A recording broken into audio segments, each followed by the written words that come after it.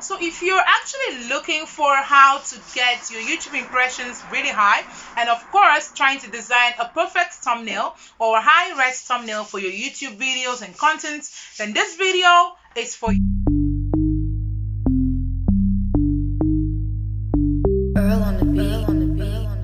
Hey guys, welcome back to my channel. It's Amazon. Thank you so much for clicking through to watch this video. If you're a subscriber, thanks for subscribing to my channel and clicking through once you got the notification. Alright, so to join the family, all you have to do is hit the bell beside the subscribe button after you subscribed, of course, and turn your notification to all so you get notified when I bring up new content. I have content from social media, content marketing, personal development, lifestyle, and of course natural hair. Okay, right, let's take it step by step onto how to design amazing thumbnails for your YouTube channel. So now, one of the most important things about content creation on YouTube is your thumbnail. Now, your thumbnail is like the first picture we get to see on Instagram before we even try to read your caption. However, it is like a mini description of the content of your video. So basically, your content, or your thumbnail rather, would have to carry some elements of your content that gives me an insight into what your video is all about. Now, how do you design an amazing thumbnail that is click worthy?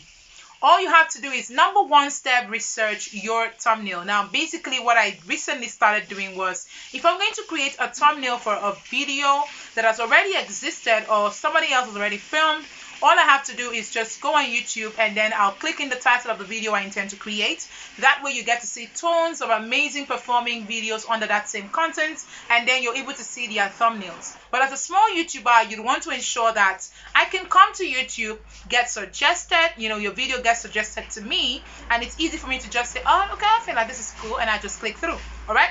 Now, because you want to stand out in that competitive space, your thumbnail has got to be on 100. Someone has got to look at it and be like, whoa, look at that.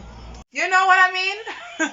Okay, so basically, if you want to know that, you have to research your thumbnail. Now, it gives you an idea into it. Now, the next thing we're going to do is, when you're done researching your thumbnail, you want to create or design your thumbnail. How do you do that? I'm going to show you the app that I use on the screen pretty soon, and also how I use it. But the number one thing you need to know that I do for creating content for my thumbnail or designing my thumbnail is actually taking pictures. And guys, you've got to be intentional. There is nothing like trying to take screenshots from what YouTube is going to give you as suggestions for your thumbnail. By the way, if you do not have YouTube Studio, you might want to go download that on your Google Play Store or your iOS and all of that.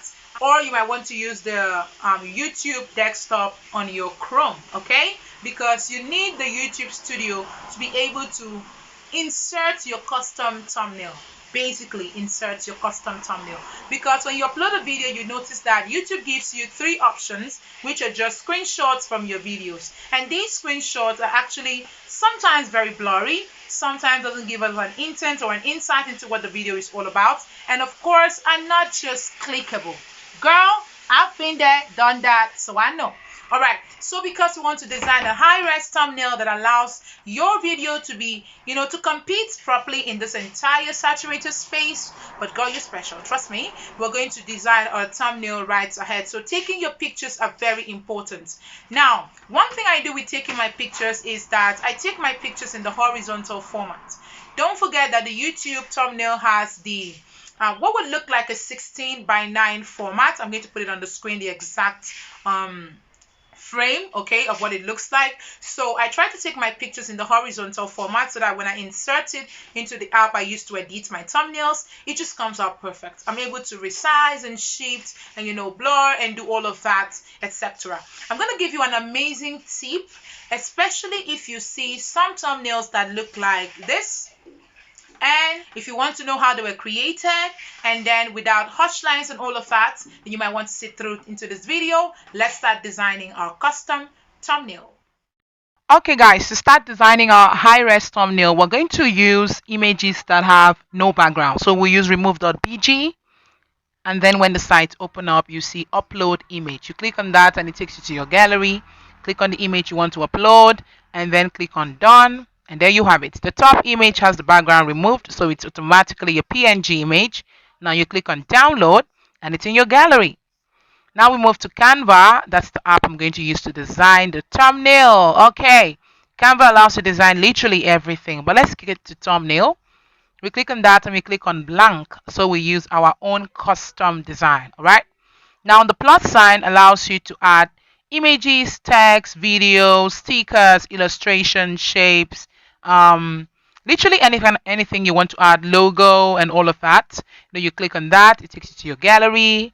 Now you select the image you want to use for your thumbnail.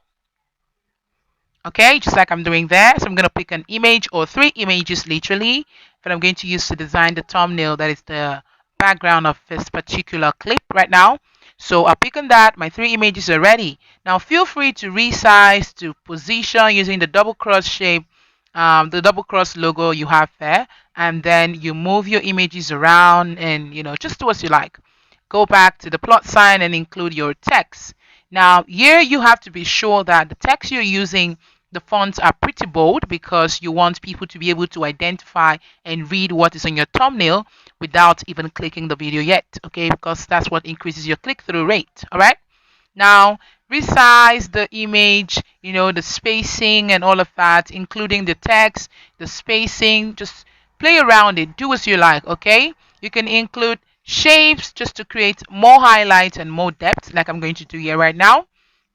Change the color of the shape, and then use the signs on the top right corner to actually push the images and the font forward and backward, depending on where you want them to be placed. Okay, all right, and there we go. Now to create more depth to my thumbnail, I'm going to add a border of some sort and then make it pretty colorful so it's quite eye-catching. And then once we're done, we're going to click on the circle that has the 3 dots there that allows you to save, and we are going to save our thumbnail, and voila, we're done. Okay, so when you're done designing your thumbnail, the next thing you want to do is you want to test your thumbnail. Okay, basically just putting your thumbnail into the video, or resizing your thumbnail into the size of what it would look like if I were to use a mobile device to check out your content. Does that make any sense? Exactly. So to test your thumbnail, you are going to just insert it into your video, and this time again, like I said earlier, you would need the YouTube Studio to get this done, because that's the only way you're able to insert a custom thumbnail for your videos. But then again, you have to know that you could also try to look through your video analytics over time to know if a certain thumbnail performed well or not. Now, to test your thumbnail, you might want to use your friends, your family members, and people who have really good eyes for images and graphics. You want to just send it to them. What do you think? A or B, and all of that. Okay, dokie. Thank you so much for watching this video.